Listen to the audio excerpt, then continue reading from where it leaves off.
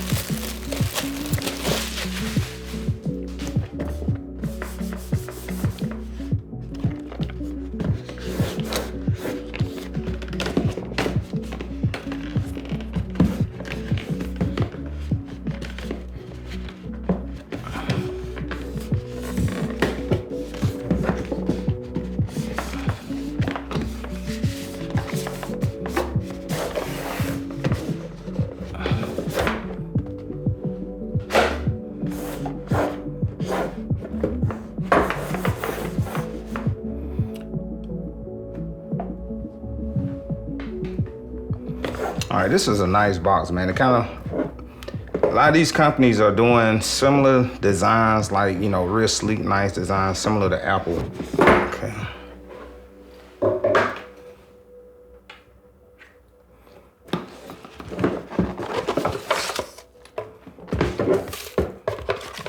Got your manual inside of there. Probably, I would think, like, usually I don't go through manuals, but this may be a product I actually take the time to go through the actual manual, because, you know, I'm gonna have to calibrate, you know, the different lenses, calibrate the motor. It's a lot of things that you have to do, and I know I'm probably gonna end up having to definitely look through that manual. Okay, so what's up first? We have the handheld. Well, let me show you guys this first, so you can get an idea what it looks like in the case. All right, so you have the hand wheel controller. So this is the, what you use to pull focus, set your aperture, also zoom in and out, and other functions as well. Yeah, this feels pretty nice. I wonder if it'll turn on right now. Let's see. I don't know how to turn this thing on, man. I know that's not it. Let's see if I just push buttons and something will happen. How do you turn it? Is it? Ooh, nope, that ain't it. It might be some type of locking feature. How do you turn this thing on? Do you hold this down? Maybe it has a charge, I don't know. I didn't even.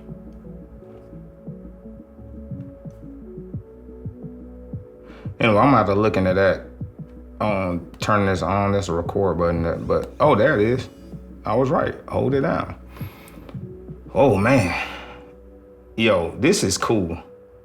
This is cool. I don't know if you guys can see that, but this is really, really cool. Let me bring this a little closer to the camera.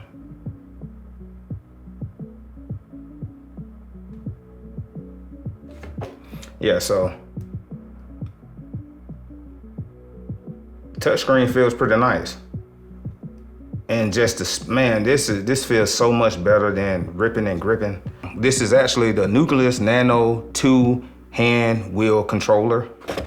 So yeah, so you have your motor here. Let's see if you guys can see that.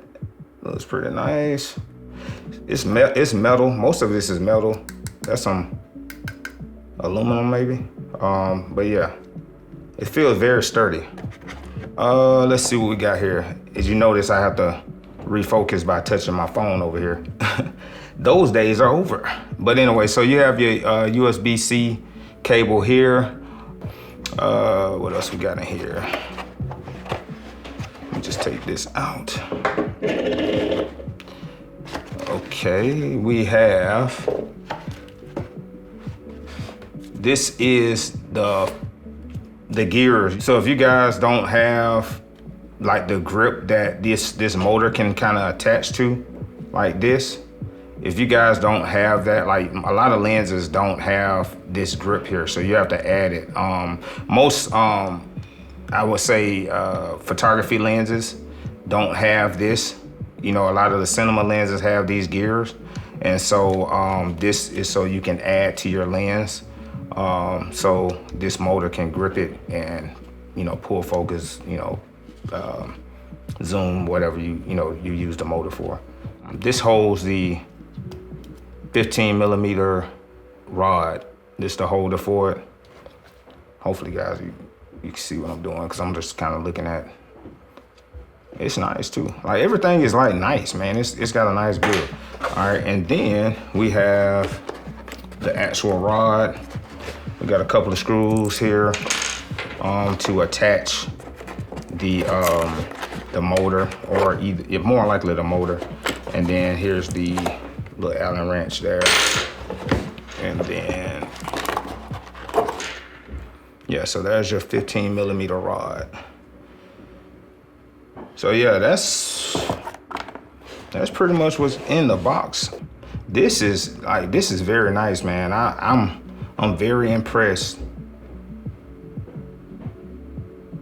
I wonder why it's moving when I do it. Maybe, it's really sensitive. That's what it is. I thought I was actually, like when I was kind of tilting it like this, the focus distance was changing, but what was going on, my hand was lightly touching it. So it's very sensitive. And I think you can actually configure the sensitivity. And yeah, and as you can see here, it's so many, I don't know everything about it, so I'm not gonna sit up here and act like I do, because I got a lot of work to do to get a understanding on how to use it and all the functionality and everything. But I do know it has the A and B points. So basically, when you are wanting to set a focal point, you can rack focus between 2 points, or for instance, I can set a point at A, I can set a point at B, and I can, like I said, rack focus in between those 2 points, which is cool.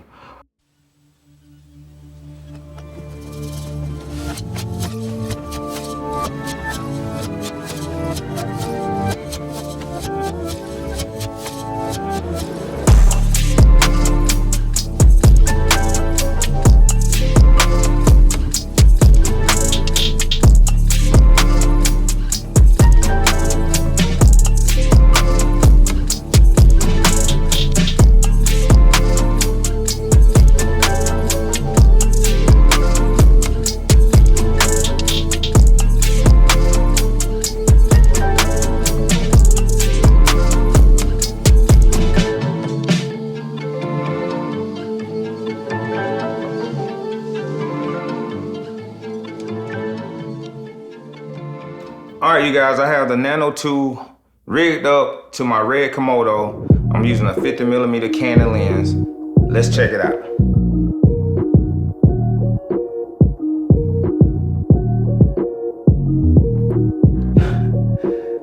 Yo, there it is,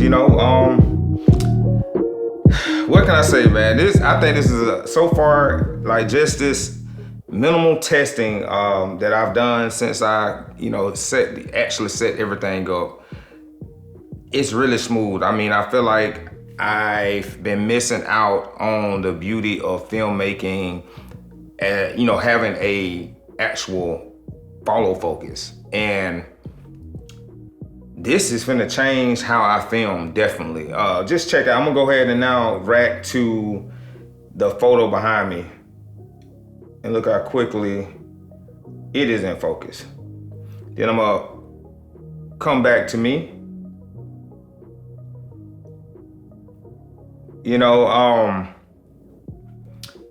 It wasn't hard to set it up. there was a few things that I had to look up as far as like calibrating the knob and also calibrating the lens and the motor. That is definitely something that you guys, if you do decide to go with the Tilta Nucleus Nano II, you want to make sure that your lens, motor, and knob is calibrated. I haven't figured out yet how to deal with the speed of the knob as far as like right now, like this is pretty quick, jumping back there like that and then coming here. Like I'm kind of missing focus a little bit because the distance from me to that portrait back there should take, I don't want to throw it that quick. Like, let me go back to it. I mean, that's pretty quick. I mean, I'm barely moving it. I want a little more throw, when it comes down to like the speed of the focus, but I'm gonna figure that out and then I'm in there, I definitely think if you are interested in it, matter of fact, it's not even about just the Nano 2, it's about finding what works for you, because it could be just a manual follow focus, which is fine. I almost went that route, but I decided to go this route because of this. Okay, so right now I'm gonna set a point, and that is on me, and then I'm gonna make another point back down that photo, and now I can focus between the two. When I hear that little vibration, that's me. Oh, actually I didn't set that point, so let me set that point. All right, so now let's go back to the photo. Photo, vibration, come back to me. And you can trust it. Let's go back to the photo. I'm gonna just wait till I hear the feel the vibrate. Boom, it should be in focus. It is. Now I'm gonna come to me. And I'm in focus. I mean, that was one of the reasons why I went ahead and went with the wireless version, like follow focus, is because you get a little bit more technology, a little bit more assist when it comes down to focusing. I feel like, obviously you got to have power, that could discourage a lot of people from going this route. But I feel like if you're serious about what you're doing, and then the fact that, like, look at me, I'm sitting here, my camera is about 6.5 feet away from me, and I'm pulling focus here. Yeah, I do have a Komodo. Yeah, it does have a control app, and yes, I could do it from here, but this is quicker. I'm having to double tap on my face to try to get autofocus to act right. If I can't rat focus, I will be double tapping on the screen. I got to look at the screen. With this in hand, as long as I can monitor, I can be, I have to check the range, but I mean, like I said, I'm about 6.5, this might be 7 feet away from the camera. And it's doing fine. Like, let's go back to that portrait and vibration back to me. And that's just a rough calibration. I'm gonna have to go in and make sure I'm calibrating correctly, but that's pretty rough and it's sharp. I'm right on point. And so for me, this is gonna be helpful when shooting music videos, things like that. Right now, autofocus is becoming a real thing, and it's getting better and better every year. Every couple of years, it's getting better and better. And one thing about being a music video director, is one of my hats. Being able to get dynamic shots is like important. And when you're trying to get an artist to be still, when you're trying to get focus, it's very difficult. Like you like literally sitting there saying, hey, I'm about to pull focus. I'm about to set focus. I need you to be still. All right, I got you. And next thing you know, they moving. And I'm like, you gotta be still. All right, I got you. They just would not be still. So having something like this, I can get my focus pretty quick, which is important. And then also being able to get these tracking shots and these push-in shots on a Ronin is gonna be clutch. with these autofocus cameras, the new technology in these cameras that have autofocus, like the Sonys, the Canons or whatnot. You know, when you're shooting music videos, everything doesn't have to be tack sharp, especially when you're trying to get dynamic shots, you know, because you got multiple angles. You can always cut if you're not hitting it on point. So being able to keep up with that and still being able to use a lot of different types of lenses, especially the cinema lenses, is gonna make this a great buy. And I shoot a lot of short films as well, and you can't really miss focus when you're dealing with like film. That's one thing I will say. And mainly because a lot of indie filmmakers, we shoot with one camera. You're not, you know, that take is that take. You mess up the take, you gotta shoot it again. This is gonna be great for making sure that I can hit my mark and be confident that the image is in focus. And I'm excited about that. So yeah, I'm gonna, you know, do some more testing, take it outside, do some shooting outside, and just see kind of how, you know, how it responds and everything like that. Also too, I have longer rails coming in, so I can use longer lenses. Right now, I think that's a 4-inch rail, maybe a 2-inch rail. No, it's like a 3-inch rail. I think that comes with a little over 3 inches, and it's just not long enough for me to reach. I got an 18 to 35. It can't reach the focus ring on that, and then I got a 24 to 70. It can't reach that. So I'm definitely. I just bought a 8-inch rail, and that should help me out a lot, and I'll be able to do some more testing on different lenses. Okay, here are my final thoughts on the Nano II. This focus controller is perfect for filmmakers like me who often shoot solo. Similar to setups like this, pretty much a talking head video where you need to adjust focus by yourself. The Nano II really comes through. It adds flexibility to your workflow, especially if you want to start using cinema lenses without relying on a focus puller. Using it on a gimbal while tracking a subject is way easier. The ability to set A and B focus points is a huge advantage. The touchscreen is responsive, and the controller feels solid and natural in your hand. Now, this isn't just for solo shooters. It's also a great tool for those working with the first AC. No, it won't make your lens auto follow focus, but with some practice, it gives you the precision and the confidence to consistently nail focus. Other than that, man, Tilta, holla at me. You know, I'm definitely want to test out some more of you guys' products. If you guys want to see a more in-depth review and testing, be sure to let me know in the comments. I'm down to do it. Just let me know if you guys want to see it. Thank you again. Make sure you like, comment, and subscribe to the channel. It's your boy Tony Fair from Teflon Media, and I'll see you guys in the next video.